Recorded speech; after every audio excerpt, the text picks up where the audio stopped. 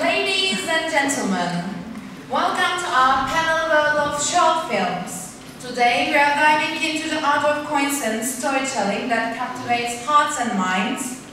Short films pack big emotions and ideas into small space, leaving lasting impressions.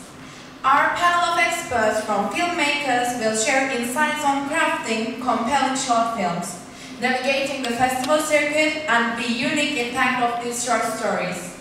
Let's celebrate the creativity and diversity that makes short films a powerhouse of cinematic expression.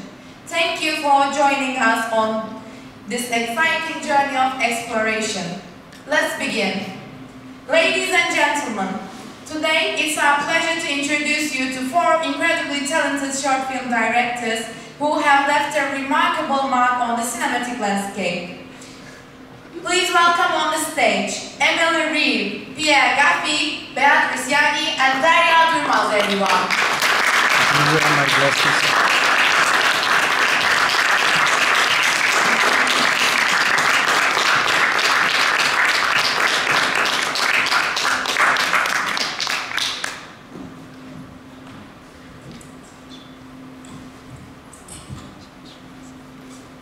So, would you like to start with a small introduction of yourselves in the first place? Emily, maybe you can go first. Sure.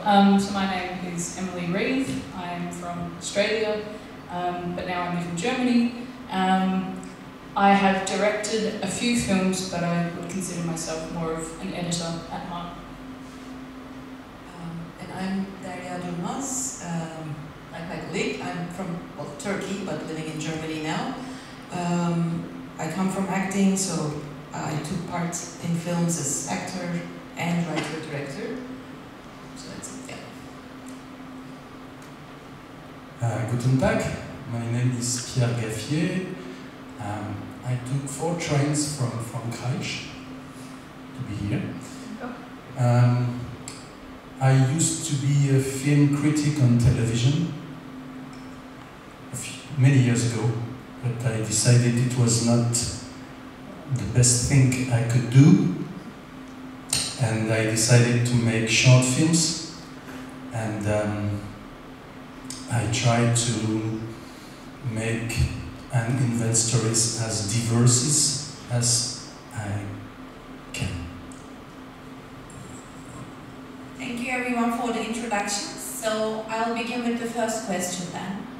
If you were to focus an entire short film on a single freeze-frame moment, what strategies would you use to unpack the layers of emotion and context within that instant? Who would like to answer this question first? Alright, I'll start. Okay. Well, first of all, I think this is a really interesting question, and something that immediately came to mind for me was, oh gee, how would you approach the sound design for a freeze-frame moment? What does that even sound like? A moment in time. Do you hear snippets of what happens after this moment, or before, or repeats of the moment, or how do you do that?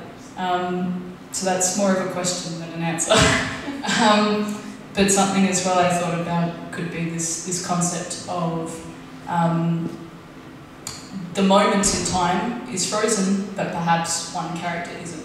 And through that character, then you can explore the scene and maybe what else is happening, whatever the conflict in that moment might be. And then through their eyes, they can kind of take you on this emotional journey, seeing maybe what everyone else in that scene might be feeling, and looking through their perspectives.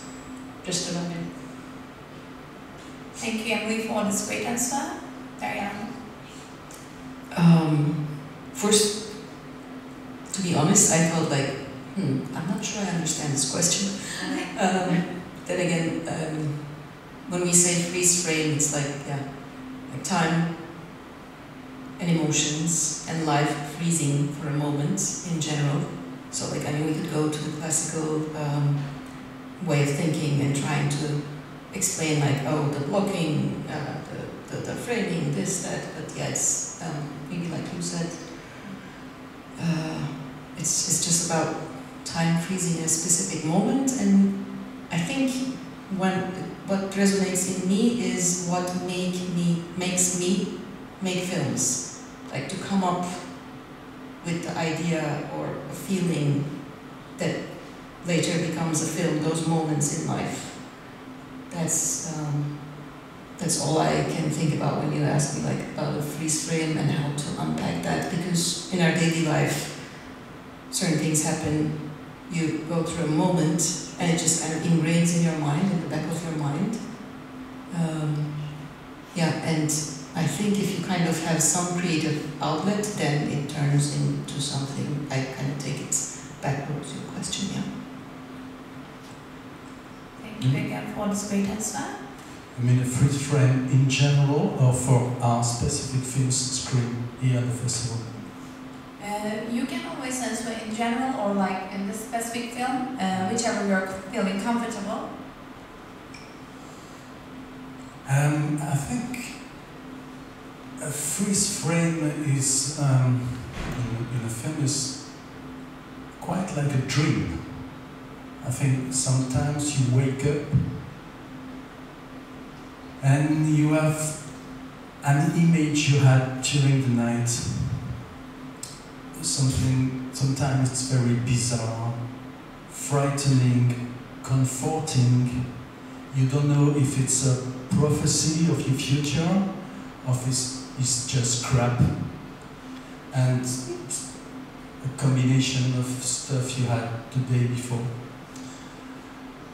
And I think that when I make films, and probably many of us, it's to put in the lens of the camera the strength of that dream. I mean, not all the dream, but the specific image. I think sometimes you can marry someone because you have dreamt of her or him. And you have this image. And you said, if I did that dream, there is a reason. So it's a balance to try to make a film of 10 minutes and find this image. And to be quicker, I also remember a quotation by an Australian director of photography called John Seal. He made The Dead Poets Society with Robin Williams. Have you seen that film? Yeah. And he said that you always have the duty to resume the whole film, even if it's 2 hours with a single frame. And today, with all the series we have on networks, on Netflix, there are so many hours of images that you forget the day after. That the mission of filmmakers is to try to make images that stand the test of time. And in my film, Stimmenwald, there is a shot where the father tells his daughter to follow her dreams because her mother has died and she has a project. And when I watched the film last week, and I noticed that when the father is saying to his daughter, follow your dreams, she's not that happy because she knows her dream will be difficult. And for me, it was probably the freeze frame of my film that embodies the film itself. So really, this was wrong. Thank you so much, Mr. Gaffié. And I also see that Beatrice is also here. Welcome, Beatrice Yagi. Maybe you can also start with a small introduction of yourself, just like we did. Yes, my name is... It's on, thank you. My name is Beatrice Yagi. I am from Zurich, from Switzerland, and I am sorry that I had a little bit of delay. But I am here with some relatives from my family, and then we had some discussions outside, and I'm sorry. Thank you for inviting me. Yes. It's always appreciated to be with family and loved ones, so we're always welcome. we were just discussing on the first question, and we will also love to hear your ideas. If you were to focus an entire short film on a single freeze frame moment, what strategies would you use to unpack the layers of emotion and context within that instant? Oh, it's a difficult question. You think about my own movie or general? This is what I hear today. Like, I hear this quite often, so whichever you're feeling comfortable. With this film or other projects? What concerns my own film, maybe the freeze, the moment that is really the story is driven by. If it is driven by a single frame, it's really the situation how the mother is becoming the child that should come, but in one way this mother is not reachable. And that's really what drives the main character in that movie. Thank you. That's the situation. Thank you. So, with the second question, I'd like to mention that we're also having a youth exchange going on here in Detmold. And some of the questions are prepared by our participants who are amateur young film enthusiasts. So this question is coming from them. Is there a step in creation process that might seem unimportant but is actually essential? Who would like to take this question first?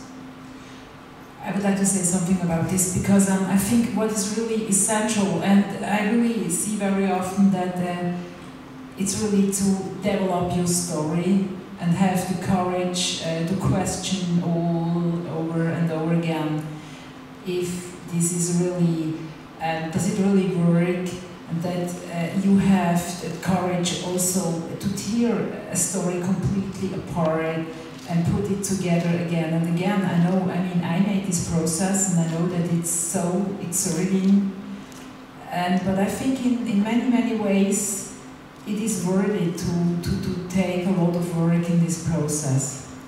Thank you so much. Alright. Well, there's so many things that I think often get neglected in filmmaking, so I might, instead of listing one, I'll list three.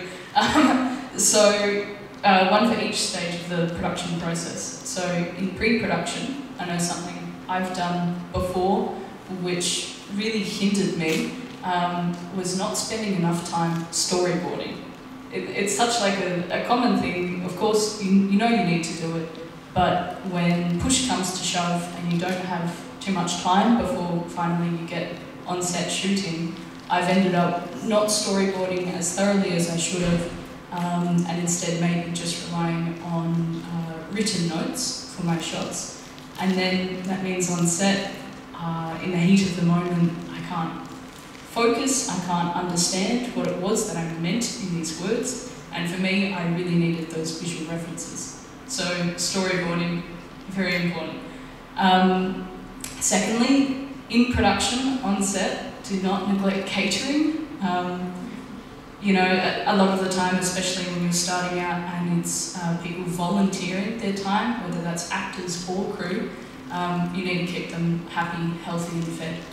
And finally, in post-production, something that is also really important is to do test screenings. So screen your film to test audiences, hear their responses. Even if you think you're already quite happy with your film and you're ready to say, it's finished, I'm done, screen it to people and get their thoughts and opinions, because you don't know what will come from that. Thank you so much, Emily, for this great answer. I will also say that it's all different stages where you can kind of like neglect and feel like making films, even if it's short film, which is much easier, much cheaper than feature film, but still it's gathering a lot of people, in most of the times gathering some considerable amount of money and all that. In many cases, when people kind of went through those hurdles and feel like, okay, I have my crew, okay, I have the funding, blah, and then they just jump forward, and that kind of creates tiny disasters along the way. But going backwards, script, like you have to start making sure that your script is in a mature place and even that's not enough, then you really have to share it with people whose perspective and taste and so on you align with. You have to have them read and give you feedback about what they understand from your script. Because like after the film, getting on the stage and saying what I meant in this film, blah, is, I think it's sad. The audience should be able to understand what you're saying in the film in their own way. There's no one formula, but in their own way. So script is the first step. Like there's the saying, like you can make a bad film with a good script, but you can't make a good film with a bad script. So that really is vital. And then again, like you said, all the steps, the pre-production, just making sure that everything is ready for the shoot. Like as an actress in the past, I was in a feature film where we were going to do this one scene where the suicidal character I'm playing is going to see a coffin, and that's going to be the moment it clicks and she decides to suicide. And we're on the set, on the shooting day, and we realized the art department forgot to arrange the coffin.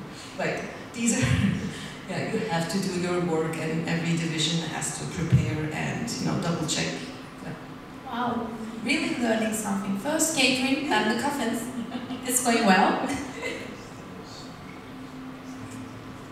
I don't think that storyboarding is that important,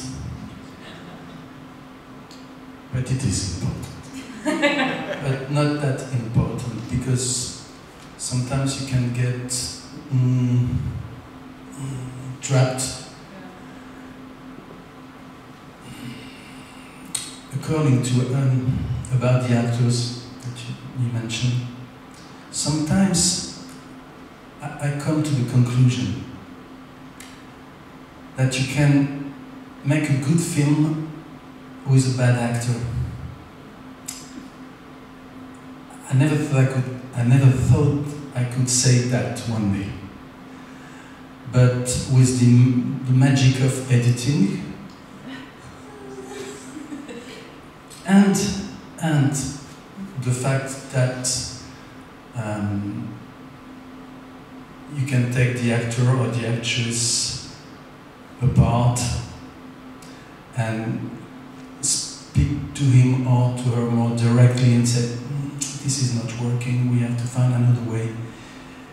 It can work. I mean, I have become crazy 10 years ago making a film called The Dolphin Skin City, which is about the architecture. And I spent 6 months to try to find the hero who is an architect, idealistic, and in fact who is my alter ego. And so I made some castings, and I never could find the perfect person, because the perfect actor doesn't exist. Instead of that, I think that the most important ingredient is the location. Really, if you have the bad location, you cannot do anything. In Stimmenwald, is it correct, the pronunciation? Stimmenwald. Yeah, there is a sequence in a mixing desk, because the heroine, the main character, is an acoustician, and I could only make that possible because I had been in that mixing room before many times for my own film, so I felt at ease. I said, oh, I can put my camera here, I can put my camera there, I feel like I am at home. And otherwise it would not be possible. And I think you said many things interesting. I don't think you have to make polls about your script, asking someone, do you think it's a good idea, do you think it's a good idea? But someone, it's very interesting to listen to people. Sometimes hard reactions. Sometimes people will tell you, no, this idea, it's crap, it's bad, it's crap, and it makes you think. And the last thing, I think, is to find the good balance between a good atmosphere on the set and the too good atmosphere on the set. There's a French director, Claude Chabrol, who said once he said, the one that will laugh during the shooting will cry in the editing room. I like it. Because sometimes when everybody is so happy to make a film, that the connections are so easy that you forget that sometimes you have to be more precise, and sometimes nobody will agree, not everyone will agree with you, and you have sometimes to say, this is my way, and the editing room, sometimes you are proven right. So, but to circle back right now, I think it's a good point. Editing room, never see it as the magical solution. Like, I mean, yes, you can make a good film with a bad actor, because some stories can allow you to make a film when you find that one person whose aura, whose natural way fits that, it can work. So I think film in the end is about like stars aligning. There's so many different components. It's really hard and misleading to say the location, the actor, the this, the that. It's the combination working together, otherwise it doesn't work. I think you could be a good teacher, because I made a mistake. I shouldn't have said you can make a good film with a bad actor. I said that, but it was not precise. You can make a good film even if he or she is not the best actor. It can work, because sometimes you have rejections about actors, actresses. Everyone tells you, oh, this, you have to take him or her, and you have rejection, you don't know why. And so a bad actor, no, it's not a good idea. But even if he or she is not the best, he can, that can work. Thank you Thank you. for the answers. Once again, it really helps us to get somewhere with our projects too. And the next question is, what led you to choose the topic of your short movie? What was your inspiration? Maybe, Emily, would you like to take this one first? Sure. So for a bit of context, my short film is set during a bushfire in regional Australia. At the time that I wrote the first draft of the script, Australia was having a really terrible bushfire season between 2019 and 2020. And during this period of time, I was an exchange student here in Germany. So I was completely distant, completely separated from everything happening back home. And I felt helpless, to be honest. I couldn't do anything physically to help. So it kind of started to come about during this time. It was the only thing I could really think about. And at the same time, I had to write a script for my degree program. So it very much influenced that way. Yeah. Thank you, Emily, for this great answer. Mine's an experimental film. I can't say I chose a topic because the way it came to life, like some other micro shorts, experimental shorts or video works, we could also call them, the way it came to life is I have the habit of just recording something in the daily life when I come across a moment, a scene, something around me happening. And this film is comprised of one thing I shot back in Turkey, in a small town, on the street, in the bazaar. There's this group of people marching in the street with a boy on a horse, which is about to have a circumcision ceremony. And for the ones who don't know about it, the ceremony happens when the boys are around, I guess, 8 to 12 years old, and they're being dressed like sultans, and it's this big occasion. They are felt like they are sultans and all that. Like, and to me, it just enjoy the pride and joy in the boy's face, all the men around it, just men, leading this march with the little boy. That was one thing. And then there's one fairground attraction at Alexanderplatz, one winter, Christmas time, that I shot, the merry-go-round, not the merry-go-round, which one is like the swings turning around. I don't know the exact English name. Like, you know, people being careless and screaming in joy and all that.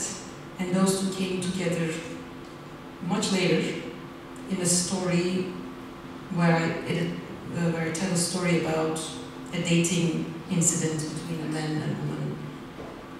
Yeah, so I think collecting these moments and then they flash together. Thank you so much for this great answer, Mr. Gaffié.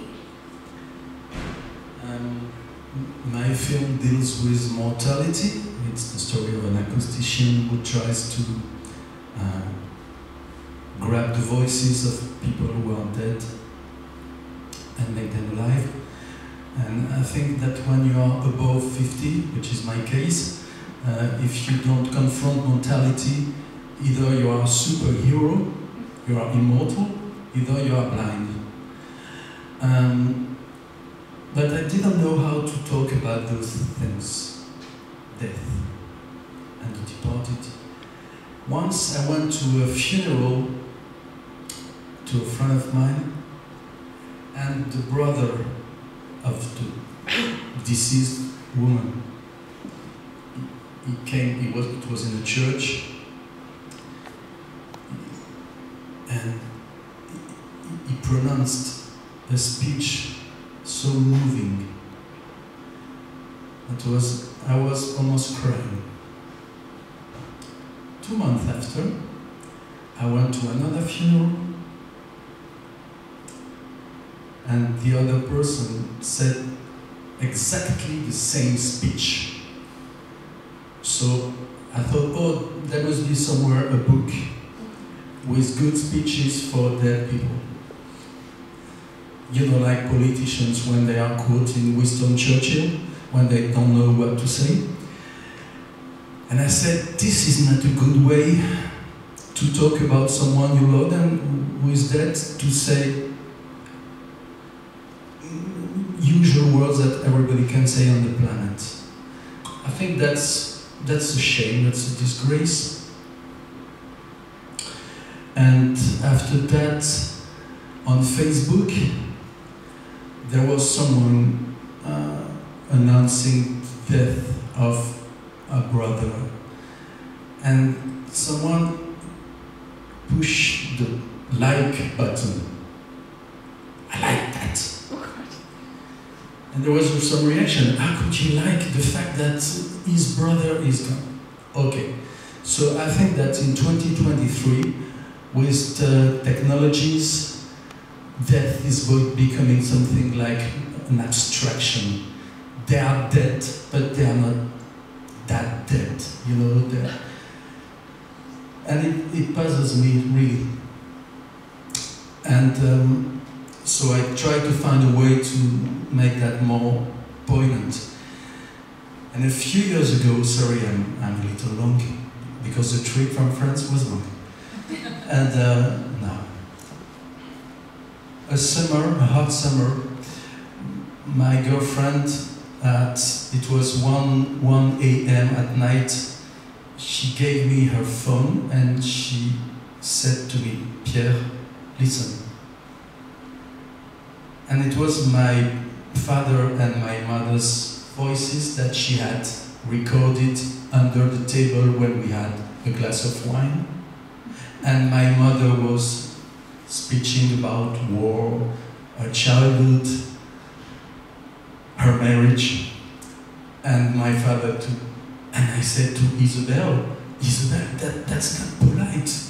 You don't have to record the voices of someone undercover.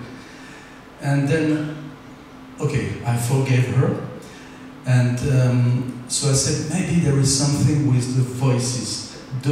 Our voices, now you can change everything. You can have facelift. You can do everything with your body and with the artificial intelligence. Soon you can do everything with your mind. But I think the voice is the last mystery. You cannot change a voice. So I wanted to mix those two topics, death and voices. And one day I had to put my, how do you say, my vegetables peels. I had to put in the garbage, and there is, close to my house, there is a garbage under the trees where compost is this is a local composter. So on Monday, 8 a.m. very early, I didn't know what to do. I am so lazy. And I said, okay, bring your compost. And bringing my compost, I looked at all those trees, and it seemed like those trees, even stiff and immobile, they were talking to me. So I made a combination of death, voices, and nature. Thank you, Pierre. For the next year, I assume we'll arrange your plane ticket, so that your ride will be easier for you. And my answers quicker. No, we are enjoying your answers, but we still have some other questions that we want to hear from you. So Beatrice, what was your inspiration? It's quite a long time I got this inspiration, but my film was inspired also by dead dancing, by the concept of the motif of dead dancing. It's something that is coming from the medieval age, where the life was really very hard. And I already made a movie about dead dancing 20 years ago, and so I had a new idea to do anything about dead dance that I gave a more modern shape. It's a dead dance in combination with figure skating. And what do those things have together? I was following the figure skating for a couple of years. I was also working as a press chief officer for a skating union, and I got a really interesting look behind the scene. And this was also when I realized how hard this sport is for young athletes. And what really was left in my mind was I really saw several careers of very young skater, very talented skaters, so they could participate maybe to they were starting at the Swiss championship, and then they could start to a European championship. They really had a good performance, and afterwards you really realized that was it. And you really could see so many careers already declining before they arrived adulthood. And that was really, I really thought that this is an interesting combination between the dead dance thing. Because the dead dance was also a motif that said, your life can end at every moment. Thank you so much, everyone, for those great answers. And now we'll have a question about the process of filmmaking. Did you face any challenges during the creative process? And if so, in which steps? Like, in every step? Definitely in every step, right? There's no part of filmmaking that is easy. For me personally, I would say the biggest challenge has, and probably forever will be, is more internal. It's about kind of imposter syndrome and this feeling you need to work through of always doubting yourself and what you're doing, if you're making the correct creative decisions and really sticking by yourself. Especially when you're just starting out and you don't have as much experience, but even if you do have a lot of experience, I think it can always come and just nibble at you, just these questions of yeah, am I doing this the right way? It's hard. There's not much you can do except push through and stick by yourself. Know that filmmaking isn't perfect. Whatever you make, it's not meant to be a masterpiece at the end. It's meant to always be a learning process. And if at the end of the day you can have a film that you can say, yeah, I learned something with this, it's far better than having a film that you can say, yeah, this is amazing, this is great, I'm happy with it. So, yeah. Thank you, Emily. Daria? I didn't have a prepared answer now that I'm listening to you, because we're alive and the moment is alive. When you mentioned the imposter syndrome, I think that's a big thing for many people. And I think when you're a non-male filmmaker in a very male-dominated for a very long time industry, it even becomes bigger. And I want to talk about this with the parentheses that when we talk about gender issues, of course we're not talking about black and white, not all men are doing this, not all women are victim to this, blah, blah, but there's the statistical issues and tendencies and the things that accumulated until right now that makes things difficult. And when you said the feeling, the imposter syndrome, I remember once with another filmmaker friend of mine, another female filmmaker, we were at the festival function and some festival manager lady came to talk to us. She knew her, and my filmmaker friend introduced me, and then she asked me what I do. I was like, yeah, I have this short film. Yeah, it was in the Berlinale. And she's like, oh my God, you women filmmakers. Like, you guys are just so humble and you don't really own it. And again, the black and white issue becoming, I'm the God director and owning it are not the same thing, but yeah, for people who don't have the ego-driven personalities in filmmaking, it is an issue, but we have to learn to own what we do because it's important. From my personal experience, one challenge is I also am working on my feature film projects. Everyone knows film is very expensive, so those are very challenging things. But the beauty, the other hand, is when filmmaking is about expressing yourself, the things you witnessed and experienced, and you want to share that with the larger crowd, you always have the short filmmaking. Like there's always some way of expressing yourself. Even if it's not a scripted short film where you still need money, still need people, you can just sit down with your footage and do something with it. And I think that's the beauty and the comfort side of all the difficulties. Thank you, Daria. And you, Pierre? Is the question about the challenges? Challenges yeah. during the process, yes, creative process. Yeah, in general or for the film? For filmmaking. Those are no challenges. Come on, Is it quick enough? No. No.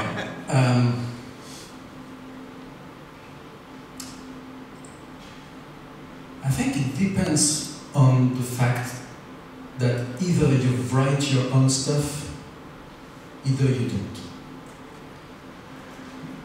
I don't know the situation in Germany, but in France today and in the USA it's almost a joke. Most of the films are based on novels, on books. So the writing is so good already. Everyone wants to adapt a novel because the novel is so incredible that you cannot, I mean, Clint Eastwood, when he makes Madison's Bridges County, he cannot miss that film because the writing is so easy. It's so well, sorry. So I think the challenge is to find stories. I think that's the main thing. Is that important? Is what I am about to say write, film. Is it necessary to do that? I mean, I think it's a stupid answer in a way, but you can spend times, and that's an advice. Sometimes you write something in a train, in 3 hours you have written a story, and you say, keep it untouched. It's brilliant. And 3 months after you read it again, and you said, oh, I understand why you felt so comfortable with that, but it's like love at first sight, it's not important. And maybe to be a little surprising, as I am above 50, the challenges is to have a technical crew who sometimes is under 30. And I like that. I like that. On that film, the DP was 45. My first assistant was 20. There was 30 years old, etc., etc.